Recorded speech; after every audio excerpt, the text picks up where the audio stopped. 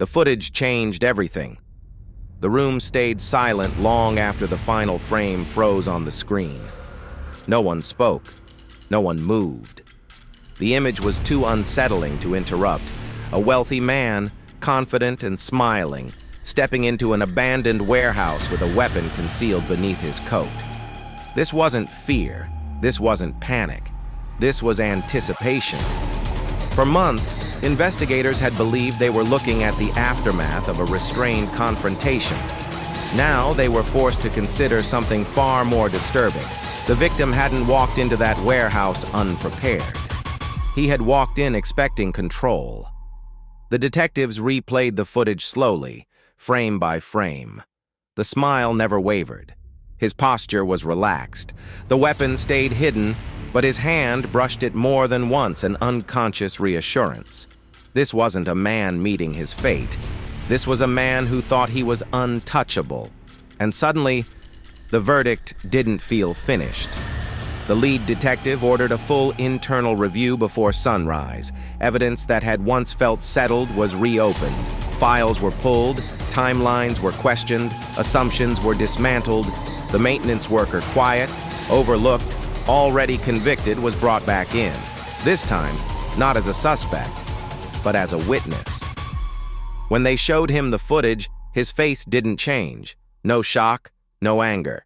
Just a long exhale, like someone finally setting down a weight they'd carried too long. "I wondered when you'd find it," he said. That was the moment everything turned. He began to speak not defensively, not emotionally, but carefully, as if choosing truth over relief. He explained that the message found in the victim's cloud backup wasn't a threat. "You think I don't see you," he said quietly. That was him, not me. Years earlier, after the injury in the warehouse, the one that ended his ability to work full shifts, the one that never made the news, the developer had paid him a visit, not to apologize, not to compensate, but to remind him how easily people disappeared. The warehouse wasn't abandoned, it was leverage. He described the meetings, the warnings, the slow realization that the building where he'd been injured was being used to hide illegal deals, undocumented labor, and coercion. The developer didn't just own properties, he owned silence. And when the worker tried to report it, nothing happened. No calls returned, no complaints filed, no one listened. So the developer escalated. The final meeting, the one captured on camera, was supposed to be a lesson. The developer arrived armed because he never believed the worker would resist. The smile wasn't confidence, it was cruelty. But the plan failed.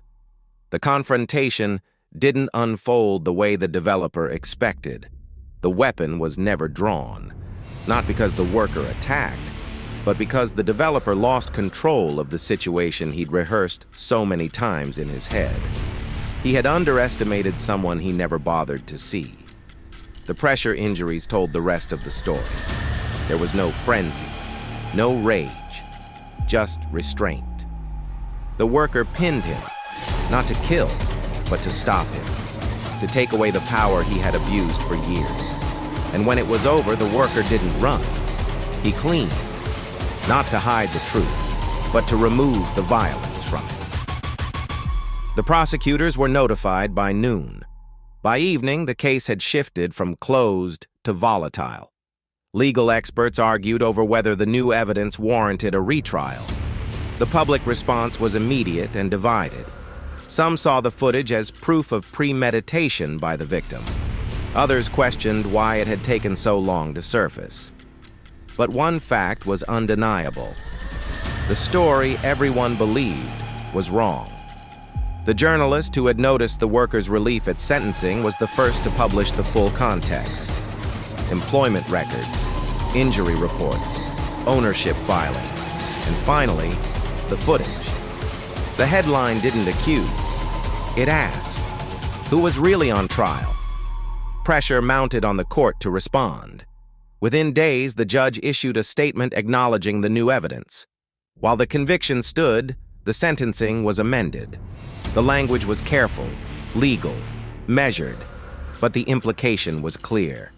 This had never been about murder. It had been about control. The maintenance worker was transferred to a lower security facility. His sentence reduced. The court cited compelling mitigating circumstances and systemic failures that preceded the incident. It wasn't exoneration, but it was recognition. In the final days before his release, the lead detective visited him one last time. "You could have killed him," the detective said. The worker nodded. "He expected me to." "Why didn't you?" The answer came without hesitation. "Because then he would have been right." The detective left the room understanding something that hadn't been clear at the beginning of the case. This wasn't a crime driven by anger. It was driven by refusal. Refusal to disappear. Refusal to be erased. Refusal to become the monster someone else needed him to be. When the worker walked out of the facility months later, there were no cameras waiting, no speeches, no apologies from the systems that had failed him. Just quiet. And for the first time in years, that quiet wasn't threatening. It was earned. The case was closed officially soon after. Files archived, evidence sealed. Another story filed away in the long record of crimes shaped by power and silence. But those who had seen the footage never forgot the smile, because it revealed the truth no verdict ever could. Justice doesn't always arrive loudly. Sometimes it arrives after patience, after restraint, after someone finally refuses to be overlooked. And this time, it stayed.